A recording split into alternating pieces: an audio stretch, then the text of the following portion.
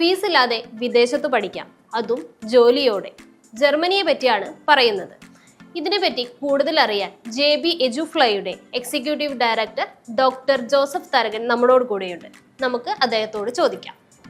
Hi sir, ഇപ്പോൾ സ്റ്റുഡൻസിൻ്റെ ഏറ്റവും വലിയ ആഗ്രഹമാണ് വിദേശ പഠനം.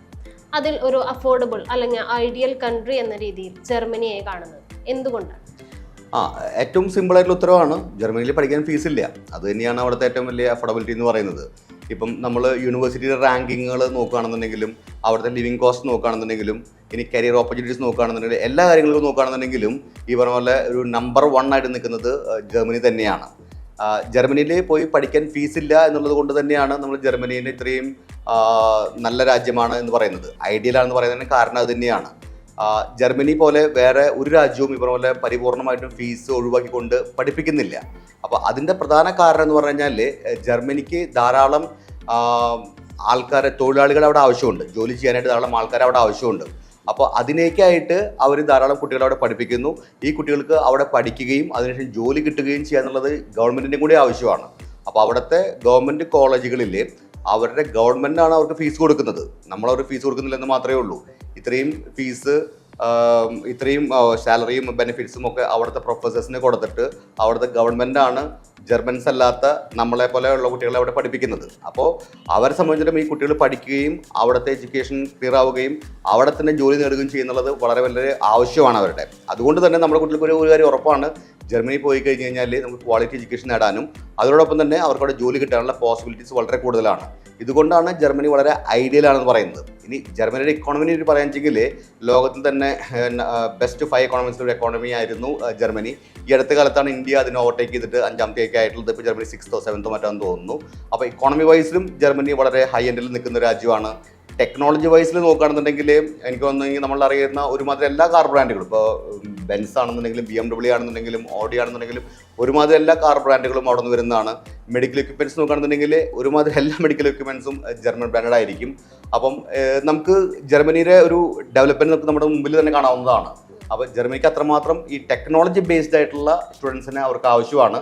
അതിൻ്റെ ഭാഗമായിട്ട് തന്നെ അവർ ധാരാളം സ്റ്റുഡൻസിനെ ഈ ജർമ്മനിക്ക് വിളിക്കുന്നുണ്ട്. ജർമ്മനിക്ക് വരൂ, ജർമ്മനിയിൽ പഠിക്കൂ, ജർമ്മനി ജോലി തരുമെന്ന് പറയുന്നുണ്ട്. ജർമ്മനിയിലത്തെ വേറൊരു പ്രത്യേകത ഞാൻ കണ്ടിട്ടുള്ളതെങ്കിൽ, ജർമ്മനിയിൽ ബേസിക്കലി നമ്മൾ അവിടെ എത്തിപ്പെട്ട് ജർമ്മൻ ലാംഗ്വേജ് നമുക്ക് പ്രാവീണ്യം കിട്ടിക്കഴിഞ്ഞ് കഴിഞ്ഞാൽ ഒരുപക്ഷെ ജർമ്മനിയിൽ നമുക്ക് ജോലി നേടാൻ പോലും എളുപ്പമാണ്. നമുക്ക് ഈ പറഞ്ഞ പോലെ അവിടുത്തെ വിദ്യാഭ്യാസം ഇല്ലെങ്കിൽ തന്നെ ഇന്ത്യൻ വിദ്യാഭ്യാസം ഉണ്ടായിട്ട് ജർമ്മനിയിൽ പോയിട്ട് ജർമ്മനിയിൽ നമുക്ക് 1-2 വർഷം താമസിക്കാൻ പറ്റുകയാണെന്നുണ്ടെങ്കിൽ അവിടെ നമുക്ക് ജോലി നേടാൻ വളരെ ഈസി ആയിട്ടുള്ളൊരു രാജ്യമാണ്. ഇതുകൊണ്ടൊക്കെയാണ് ജർമ്മനി ഐഡിയലാണെന്ന് പറയുന്നത്. ഇപ്പോൾ ഉള്ളൊരു ഓപ്പർച്യൂണിറ്റി എത്ര കാലം കണ്ടിട്ട് നമുക്ക് അറിയില്ല. ഇപ്പോഴാണ് ഫ്രീ വെച്ചിട്ടുള്ളത്. കഴിഞ്ഞ കുറച്ച് വർഷങ്ങളായിട്ടൊരു ഫ്രീ കൊടുക്കുന്നുണ്ട്. ഇനിയിപ്പോൾ നമ്മുടെ സ്റ്റുഡൻസിൻ്റെ എണ്ണം കൂടി തുടങ്ങുമ്പോൾ അവരിനി അത് വീണ്ടും പെയ്ഡ് ആക്കുമെന്ന് എനിക്കറിയില്ല. അപ്പോൾ അതുകൊണ്ട് ഇപ്പം റെഡി ആയിട്ട് നിൽക്കുന്ന കുട്ടികളൊക്കെ അധികം വൈകാതെ ഈ ഇൻടേക്കിലും അടുത്ത ഇൻടേക്കിലൊക്കെ ആയിട്ട് ജർമ്മനിക്ക് പോകാൻ പറ്റുന്നതാണ് ഏറ്റവും നല്ല ഐഡിയൽ സിനാരിയോ.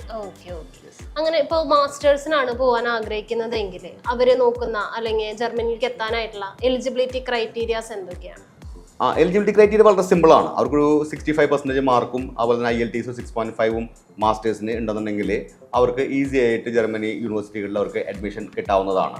ഇനി ജർമ്മനിയിൽ 235 യൂണിവേഴ്സിറ്റികളുണ്ട്. അപ്പോൾ യൂണിവേഴ്സിറ്റികളിൽ ഹൈലി റാങ്ക്ഡ് ആയിട്ട് യൂണിവേഴ്സിറ്റികളുണ്ട്, അതുപോലെ തന്നെ ആവറേജ് ആയിട്ടുള്ള യൂണിവേഴ്സിറ്റികളുണ്ട്. പിന്നെ അവിടെയുള്ളത് ഈ പ്രൈവറ്റ് യൂണിവേഴ്സിറ്റീസ് ആണുള്ളത്. പിന്നെ കുറച്ചൊക്കെ ഫോറിൻ യൂണിവേഴ്സിറ്റികളെ ജർമ്മൻ ക്യാമ്പസുകളും ഉണ്ട്. ഇതിൽ ഈ പ്രൈവറ്റ് യൂണിവേഴ്സിറ്റികളിലും ഈ ഫോറിൻ യൂണിവേഴ്സിറ്റിയുടെ ജർമ്മൻ ക്യാമ്പസുകളിലൊക്കെ ഫീസ് ഉണ്ടായിരിക്കും.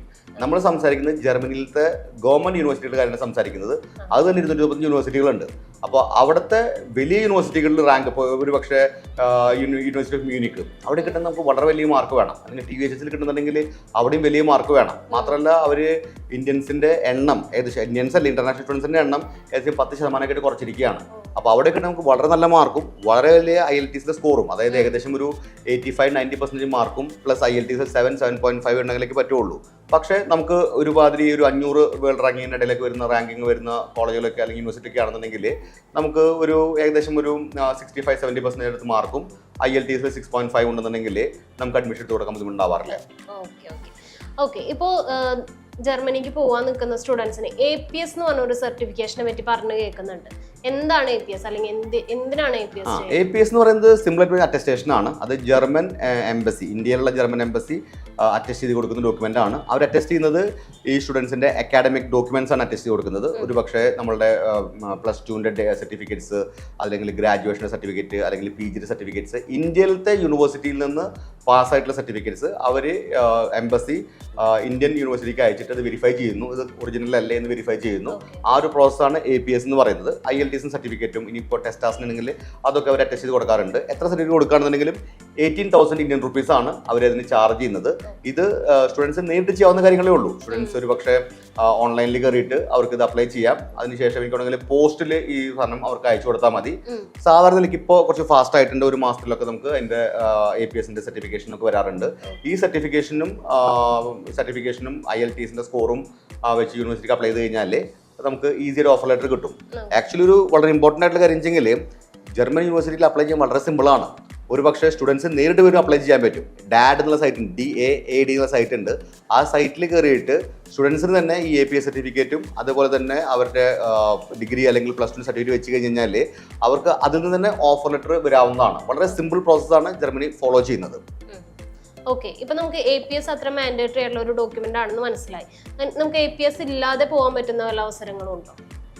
ജർമ്മനിയിൽ APS വേണമെന്നുള്ളത് തന്നെയാണ് ഒരു റെഗുലർ ആയിട്ടുള്ള ഒരു കാര്യം.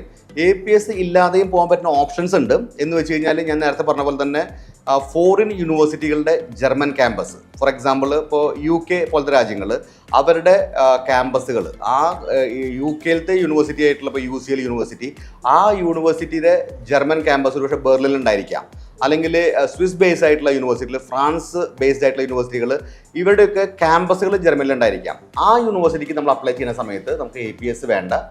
ഒരു കാര്യം ഓർക്കുക, ജർമ്മനിയിലെ ജർമ്മൻ ഗവൺമെൻറ്റിൻ്റെ അണ്ടറിലുള്ള കോളേജുകൾ, യൂണിവേഴ്സിറ്റികൾ മാത്രമാണ് ഫ്രീ ആയിട്ട് പഠിക്കാൻ പറ്റുന്ന അവസ്ഥയുള്ളത്. ഈ പറയുന്ന ഫോറിൻ യൂണിവേഴ്സിറ്റികളാണെങ്കിൽ അവരുടെ ഫീസ് എത്രയാണോ ആ ഫീസ് നമുക്ക് അടച്ചിട്ട് വേണം ആ യൂണിവേഴ്സിറ്റി പഠിക്കാനായിട്ട്. APS വേണ്ട, അതൊരു അഡ്വാൻറ്റേജ് ഉണ്ട്. പക്ഷേ നമുക്ക് ഫീസ് അടക്കേണ്ടി വരാം അങ്ങനത്തെയുള്ള യൂണിവേഴ്സിറ്റികൾ. അതിന് ഫ്രീ എഡ്യൂക്കേഷൻ എന്ന് പറയാൻ പറ്റില്ല, കാരണം അതിന് ഫീസ് കൊടുത്തിട്ട് തന്നെ പഠിക്കണം. APS അത്ര ബുദ്ധിമുട്ടുള്ള കാര്യമല്ല. അപ്പോൾ APS കിട്ടാൻ യാതൊരു മാർഗ്ഗം ഇല്ലാത്ത കുട്ടികൾ മാത്രമേ അങ്ങനത്തെ ഒരു ഓപ്ഷൻ നോക്കേണ്ട കാര്യമുള്ളൂ. ഓക്കെ, ഇപ്പൊ നമ്മൾ മാസ്റ്റേഴ്സിനെ പറ്റിയിട്ടാണ് പറഞ്ഞത്. ഇനി +2 കഴിഞ്ഞ സ്റ്റുഡൻസ് ബാച്ചിലർ ജർമ്മനിക്ക് പോകുമ്പോൾ എങ്ങനെയാണ് അതിന്റെ ഒരു എലിജിബിലിറ്റി അല്ലെങ്കിൽ അതിന്റെ പ്രൊസീജിയർ എങ്ങനെയാണ്? അവിടെയും ഫ്രീ എഡ്യൂക്കേഷൻ തന്നെയാണ്, ബാച്ചിലേഴ്സും ഫ്രീ എഡ്യൂക്കേഷൻ തന്നെയാണ് വരുന്നത്.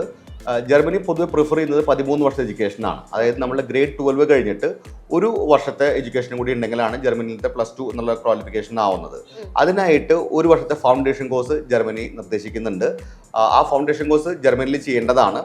അത് ക്ലിനിക്കൽ കോഴ്സുകളും, അതായത് മെഡിക്കൽ കോഴ്സുകൾ, എസ്പെഷ്യലി ഡോക്ടർ അല്ലെങ്കിൽ നേഴ്സിംഗ്, ഫാർമ പോലുള്ള ക്ലിനിക്കലായിട്ടുള്ള കോഴ്സുകൾ, അല്ലെങ്കിൽ പേഷ്യൻസ് ആയിട്ട് ഇൻട്രാക്ഷൻ വരുന്ന കോഴ്സുകൾ, ഈ കോഴ്സുകളൊക്കെ ഇപ്പോഴും ഈ പറഞ്ഞ പോലെ സ്റ്റുഡൻറ്റ് കൊളീഗ് എന്നുള്ള ഒരു വർഷത്തെ ഫൗണ്ടേഷൻ കോഴ്സ് വഴിക്ക് ചെയ്യണം.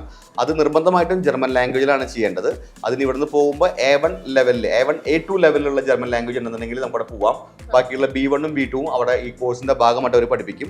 മാത്രമല്ല സ്റ്റുഡൻറ്റ് കൊളീഗിൻ്റെ ഭാഗമായിട്ട് മെഡിക്കൽ, അല്ലെങ്കിൽ ടെക്നിക്കൽ, അല്ലെങ്കിൽ ഈ പറഞ്ഞ പോലെ ബിസിനസ്, ഈ 3 കാറ്റഗറിയിൽ എഡ്യൂക്കേഷൻ അവർക്ക് കൊടുക്കും. അത് കഴിയുമ്പം അവർക്കൊരു എൻട്രൻസ് എക്സാം ഉണ്ടാവും, FSP എന്ന് പറഞ്ഞിട്ട്. ആ എക്സാമിന്റെ മാർക്കിന്റെ ബേസ്, അത് എൻട്രൻസ് ടെസ്റ്റ് വിചാരിച്ചാൽ മതി, അതിന്റെ മാർക്കിന്റെ ബേസിലാണ് അവർക്ക് ഈ പറഞ്ഞ UGയിലേക്കുള്ള അഡ്മിഷൻ കൊടുക്കുന്നത്. നമുക്ക് ഒരു അഡ്വാൻറ്റേജ്, JB EduFly ഒരു അഡ്വാൻറ്റേജ് ഉള്ളതെങ്കിൽ നമുക്ക് അവിടെ ചില യൂണിവേഴ്സിറ്റികളിലായിട്ട് ടൈപ്പ് ഉണ്ട്. അതിന്റെ ഭാഗമായിട്ട് ക്ലിനിക്കൽ കോഴ്സുകൾക്ക് പറ്റില്ല. പക്ഷേ അതേ സമയത്ത് നമുക്ക് ഈ പറഞ്ഞ മാനേജ്മെന്റ് കോഴ്സുകൾ, അതല്ലെങ്കിൽ പ്യുവർ സയൻസ് കോഴ്സുകൾ, ഇങ്ങനത്തെ കോഴ്സുകൾക്കൊക്കെ നമുക്ക് +2 കഴിഞ്ഞ ഉടനെ തന്നെ നമുക്ക് അവർക്ക് അഡ്മിഷൻ മേടിച്ചു കൊടുക്കാൻ പറ്റും. ഇതിനായിട്ട് അവർ ചെയ്യേണ്ടത് ടെസ്റ്റാസ് എന്നൊരു ആപ്റ്റിറ്റ്യൂഡ് ടെസ്റ്റ് ഉണ്ട്. ആ ആപ്റ്റിറ്റ്യൂഡ് ടെസ്റ്റ് ആണ്. അതിൽ പാസ് മാർക്കൊന്നും ഇമ്പോർട്ടൻ്റ് അല്ല. നിങ്ങൾ ആ എക്സാം അറ്റൻഡ് ചെയ്താൽ മതി. അതിന് നിങ്ങൾക്ക് ഇയർലി 3 തവണയാണ് ഓപ്ഷൻ ചാൻസ് ഉള്ളത്. ആ ഓപ്ഷൻ ആ സമയം തിരഞ്ഞെടുത്തിട്ട് ആ എക്സാം എഴുതി ആ എക്സാം നമ്മൾ സക്സസ്ഫുള്ളി കംപ്ലീറ്റ് ചെയ്ത് കഴിഞ്ഞ് കഴിഞ്ഞാൽ നമുക്ക് ടെസ്റ്റാസിന് സർട്ടിഫിക്കറ്റ് കിട്ടും. അത് വെച്ച് കഴിഞ്ഞാൽ നമുക്ക് ഈ പറഞ്ഞ പോലെ ഫൗണ്ടേഷൻ കോഴ്സിന് പോവാതെ നേരിട്ട് തന്നെ നമുക്ക് ജർമ്മനിയിലെ UG കോഴ്സിന് നമുക്ക് അഡ്മിഷൻ നേടാവുന്നതാണ്. സ്റ്റുഡന്റ് കൊളീഗ് ഇല്ലാതെ ചെയ്യാനായിട്ട് പറ്റും. സ്റ്റുഡന്റ് കൊളീഗ് ഇല്ലാതെ നമുക്ക് ചെയ്യാനുള്ള ഓപ്ഷൻസ് ഉണ്ട്. ഈവൻ ടെസ്റ്റാസും നമുക്ക് വേണമെങ്കിൽ ഒഴിവാക്കി കിട്ടാൻ പറ്റും. ടെസ്റ്റാസ് ഒഴിവാക്കി കിട്ടുന്നുണ്ടെങ്കിൽ അതിന് വേണ്ടിയിട്ട് നമ്മൾ ചെയ്യേണ്ടത് JEEയുടെ എക്സാം, എൻട്രൻസ് എക്സാം നാട്ടിൽ എഴുതുക. അത് സക്സസ്ഫുൾ ആയിട്ട് എലിജിബിൾ ആയി കഴിഞ്ഞ് കഴിഞ്ഞാൽ നിങ്ങൾക്ക് ഈ പറഞ്ഞ ടെസ്റ്റാസ് എന്നുള്ള എക്സാമും നമുക്ക് വേണ്ടാന്ന് വെക്കാനുള്ള ഓപ്ഷൻസ് ഉണ്ട്. ഓക്കെ, ഇപ്പോൾ സാർ നേരത്തെ പറഞ്ഞ പോലെ മെഡിക്കൽ ഫീൽഡിൽ നോക്കുമ്പോൾ നമുക്ക് MBBS എന്ന് പറഞ്ഞാൽ അവിടേക്ക് ഒത്തിരി സ്റ്റുഡൻസിന് ആഗ്രഹമാണ് MBBS അപ്പോൾ ജർമ്മനിയിൽ MBBS അതിനെ പറ്റി എന്താണ് സാർ പറയാൻ? Okay, sorry to keep you like disappointed. ജർമ്മനിയിലേക്കുള്ള MBBS യൂഷ്വലി പോസിബിൾ അല്ല. കാരണം ഫസ്റ്റ് ഓഫ് ഓൾ അത് ജർമ്മൻ ലാംഗ്വേജിലായിരിക്കും എൻട്രൻസ് ഉണ്ടായിരിക്കുക. അത് റിലേറ്റീവ്ലി ടഫാണ്. നമ്മുടെ നാട്ടിൽ നീറ്റ് എക്സാം എന്നൊക്കെ പറയുന്നതിൻ്റെ ആ ലെവലുള്ള എക്സാമാണ് അവിടെ നടക്കുന്നത്. അത് ജർമ്മൻ ലാംഗ്വേജിലായിരിക്കും. നിങ്ങൾക്ക് അപ്പോൾ അതിന് വേണമെന്നുണ്ടെങ്കിൽ ജർമ്മനിക്ക് ഒരു വർഷം മുമ്പ് പോയിട്ട് അവിടുത്തെ എൻട്രൻസ് കോച്ചിങ് അവിടെ തന്നെ അറ്റൻഡ് ചെയ്തിട്ട് ഈ എക്സാം അറ്റൻഡ് ചെയ്ത് കഴിഞ്ഞ് കഴിഞ്ഞാൽ നിങ്ങൾക്ക് കിട്ടാം.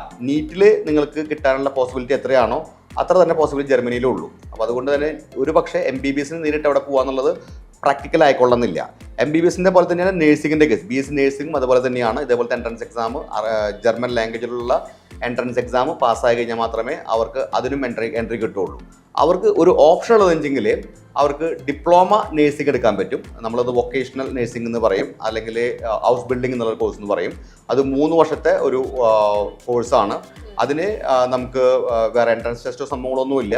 നമുക്ക് ജർമ്മനിയിൽ ഒരു B2 ലെവൽ ലാംഗ്വേജ് പ്രൊഫഷൻസി ഉണ്ടെന്നുണ്ടെങ്കിൽ നമുക്ക് അതിന് അഡ്മിഷൻ എടുത്ത് കൊടുക്കാൻ പറ്റും. എഗെയിൻ ആ കോഴ്സും ഫ്രീ ആണ്. മാത്രമല്ല അതിന് സ്റ്റൈപ്പൻഡ് ഉണ്ട്. ഏകദേശം 1000 യൂറോളം നമുക്ക് സാലറി നമുക്ക് എല്ലാ മാസവും പഠിക്കുന്ന സമയത്ത് തന്നെ കിട്ടും.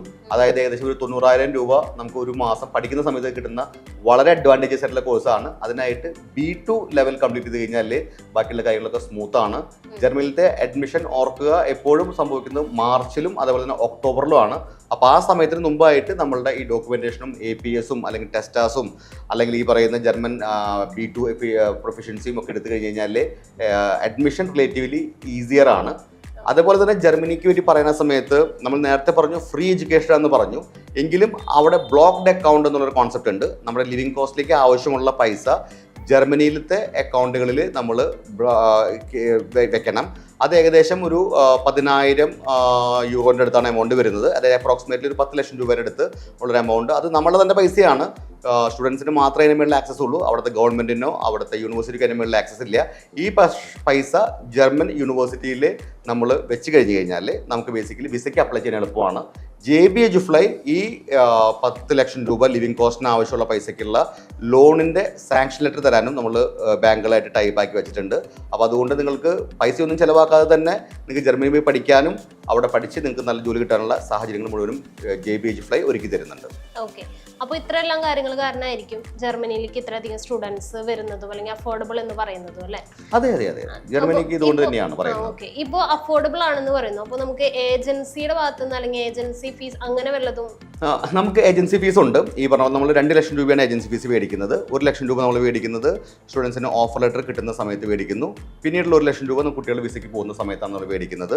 ഈ പൈസ വിസ റിജക്ഷൻ ആവുകയാണെന്നുണ്ടെങ്കിൽ വിസയ്ക്ക് വേണ്ടി മേടിക്കുന്ന പൈസകളൊക്കെ നമ്മൾ ഇവർക്ക് റീഫണ്ട് ചെയ്ത് കൊടുക്കുന്നതായിരിക്കും. നമ്മൾ ഇതിനോടൊപ്പം തന്നെ കാരണം ജർമ്മനിക്കുള്ള വർക്ക് എന്ന് പറയുമ്പോൾ നമുക്ക് അറിയാവുന്നതുപോലെ തന്നെ അതിൽ യൂണിവേഴ്സിറ്റി ആയിട്ട് ബന്ധപ്പെട്ട കുറച്ച് കാര്യങ്ങൾ ചെയ്യാനുണ്ട്. നമുക്ക് അഡ്മിഷൻ എടുത്ത് തരാനായിട്ട് കുറച്ച് കാര്യങ്ങൾ ചെയ്യാനുണ്ട്. ഇങ്ങനത്തെ കാര്യങ്ങൾക്കായിട്ടാണ് നമ്മൾ ചെയ്യുന്നത്. ഈ ചിലവുകൾ കോമൺ ആയിട്ട് എല്ലാ കൺസൾട്ടൻസികൾക്കും സംഭവിക്കുന്നതാണ്. ഇത് നമുക്ക് ബെയർ ചെയ്യേണ്ടി വരും. ഇതുകൂടാതെ നിങ്ങൾക്ക് ബെയർ ചെയ്യേണ്ടി വരുന്ന ഒരു എമൗണ്ട് എന്ന് പറയുന്നത് അവിടേക്കുള്ള ഫ്ലൈറ്റ് ടിക്കറ്റ് ആണ്. അതുപോലെ തന്നെ അവിടെ എത്തിക്കഴിഞ്ഞതിന് ശേഷമുള്ള ഫുഡ് ആൻഡ് അക്കോമഡേഷൻ്റെ ചാർജസും. ഇതെല്ലാം അപ്രോക്സിമേറ്റ്ലി ഒരു 2 ലക്ഷം രൂപ അഡീഷണൽ ആയിട്ട് നിങ്ങളുടെ മനസ്സിൽ കരുതേണ്ട ഒരു എമൗണ്ട് ആണ്. ജർമ്മനിയിൽ പോകാൻ ആഗ്രഹിക്കുന്ന വിദ്യാർത്ഥികൾക്ക് ഇത്രയും അറിവ് പകർന്നു തന്ന ജോസഫ് സാർക്ക് നന്ദി.